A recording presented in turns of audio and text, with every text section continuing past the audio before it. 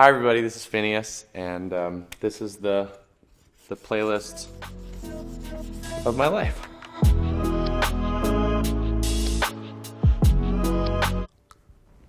have to make sure I'm spelling this right. So the first song I wanted to talk about is this song called Falling Slowly by Glenn Hansard. Glenn Hansard is an Irish singer-songwriter who was also the star of this amazing independent movie called Once, which I watched when I was like 8 or 9. And Falling Slowly is this super beautiful duet he wrote that he sings with the other lead in the movie. And you've probably heard it, even if you don't recognize the name or the title right now. And it's got like an incredible like harmony part through the whole chorus of the song. It's a great like duet song. It was the first song I ever performed ever for anyone. I did it in a talent show when I was 11. I feel like it was on like American Idol. I think the dude that beat Adam Lambert sang it on American Idol. Whatever his name is. Adam Lambert's the winner in my opinion. Every year. Next, let's go. Okay. 21 Guns by Green Day. I was really late to the party on Green Day. I was like 10, I think, when 21 Guns came out. Maybe I was 11. It was still in the era of iTunes where there was like, this is way pre-Spotify, pre-Apple Music, and I would listen to the 30-second preview of 21 Guns on repeat most days until I saved up 99 cents to download 21 Guns. I just think it's a really beautiful song, and the chorus melody has this like 121 guns, and he like goes into falsetto like right on the guns line. I always thought that was cool. 121 guns. And live, Billy's voice is like all Billy Joe, not my sister Billy. Billy Joe's voice is all ragged when he sings it, and he goes 121 guns, and he just like screams it because his voice is all worn out after like a 3.5-hour concert. But on the recording, it's this beautiful, pure falsetto, and I would bet that was Butch Vig's idea because he produced that record. He's the kind of guy that would be like, "No, I should sing it really softly. It's more emotional." It's kind of the way Butch talks.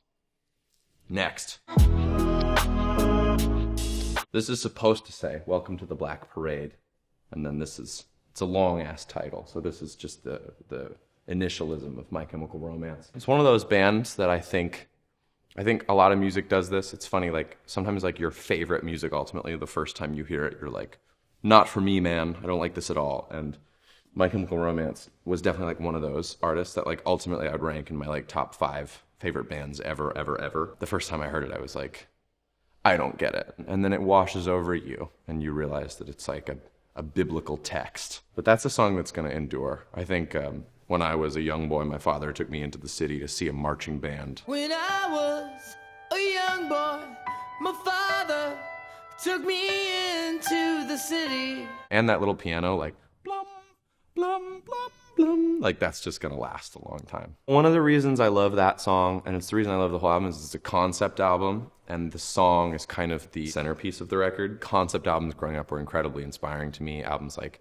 Jesus Christ Superstar and The Wall, Pink Floyd, and American Idiot by Green Day. I think like when an album has like a real narrative, as a kid, I just was like fascinated by that. And it's always been my dream to make a concept album. And I don't feel like ready to make a great concept record yet, but that's definitely like on my bucket list, is to make like a concept album. And I think you can't get more high concept than Black Parade by My Chemical Romance.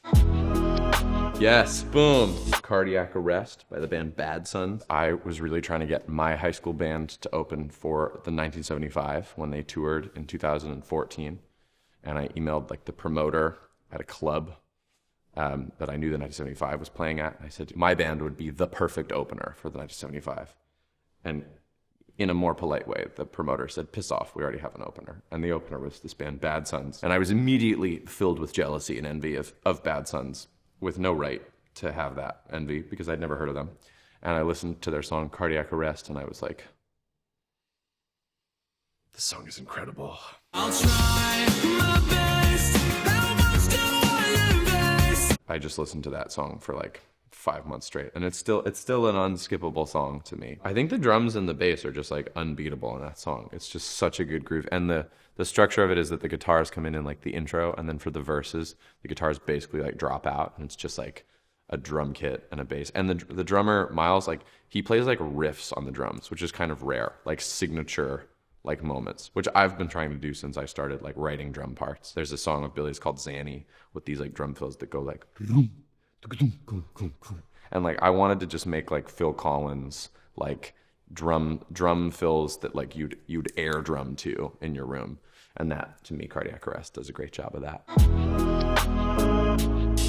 There's a song called Jesus Jesus by an artist named Noah Gunderson. I think a lot of these songs are like my introduction song to an artist, and this was the first song of Noah's I ever heard. And I think I heard it because I've known an artist named Phoebe Bridgers since we were both teenagers, and she posted a photo with him on her Facebook page, and I was like, who is this? And I went to his iTunes, I think I went to his Bandcamp at the time, and I found this song, Jesus Jesus, and it's just a really incredibly well-written song. And I think he was brought up in the church, and I think he was also brought up homeschooled. I wasn't brought up in the church, but I was brought up homeschooled. And he made a lot of his music with his sister, which I thought was pretty interesting. The whole song is talking to Jesus, as if it's like mid-prayer. And the verse is, one of the lines is, Jesus, Jesus, there are those that say they love you, but they've treated me so mean. And I know you say forgive them, for they know not what they do. But I'm pretty sure they do. But sometimes I think they do, and I think about you. This song does a really great job of expressing like his sort of reservations about the church and about the world. Really good song. My mom watches a lot of Shark Tank. This is a song that, as far as I'm concerned, should be on everybody's list ever. This is Mr. Brightside by The Killers. I can't really think of like songs that are more well-written or played or recorded. There's a production technique in like panning the instruments in this song that I think even if you have like no knowledge of music production is really enjoyable. And that's kind of the goal of music production, is to like be like really broad and be really direct and still make it interesting and compelling. And so the way the song starts is the guitar is hard panned to your left ear. So you only hear the guitar to your left ear. And the drums are hard panned to your right ear. And the vocal is super compressed and it's down the middle. And then once the first verse is over, it all just like slams out. And then it's like super high def. It's such a great like way to introduce elements of the song, and it's so creative. Coming out of my cage and I've been doing just fine. I was like obsessed with the production of that song. This is a song called The Luckiest by Ben Folds. I think it's the most romantic song ever. That's what I think it is. He's like somebody that I've looked up to basically since like way before I ever thought I would be making music. I just was like, I love Ben Folds' music. The melody is beautiful. The hook of the song is just, I know that I am the luckiest. That's the whole hook, which is like just so incredibly like broadly like beautiful and relatable. I am the luckiest. Ben Folds had a daughter named Gracie Folds, and at one point in high school when I was very young, my band played a show at Gracie's school. Ben watched my band. I would recommend you not have a hero of yours watch your high school band bomb a show when you're like 16. That'd be my recommendation to you. Don't do that. Felt like I had to put that one on because if this is the playlist of my life, very few songs have changed my life more than being involved in the creation of the song Ocean Eyes, which my sister put out when she was 13, and I wrote and produced for her. And I wrote it in like a couple hours. I had a piano in the room that I grew up in that I love, and I sat down and I played the chords and I sang the melody and I sang the lyrics of the first verse, all as like an improv, which was, I've been watching you for some time, can't stop staring at those ocean eyes. Like just made it all up at once. And I thought, oh, that's cool. And then I had this idea for the hook being, no fair. I couldn't really sing it, as you just heard. As soon as I gave it to Billy, it took on this complete life of its own with her. And I was like, oh yeah, this is how this song is supposed to sound.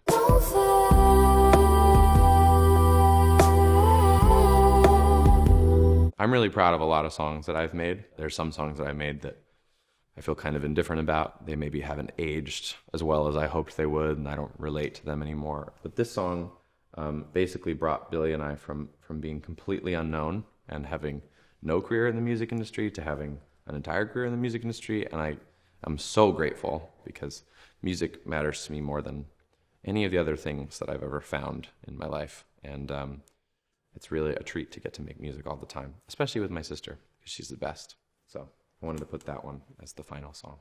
This is a playlist that I could put on and not skip any of the songs. And I think that's what you should do in playlists. You should send your friends playlists that are like, you know, your most refined taste. And I think these songs are all songs that have had a huge influence on me as a songwriter and as a person and as a producer. It's a pretty eclectic playlist, but that's just kind of how I live my life with music. This is Phineas, and that was the playlist of my life.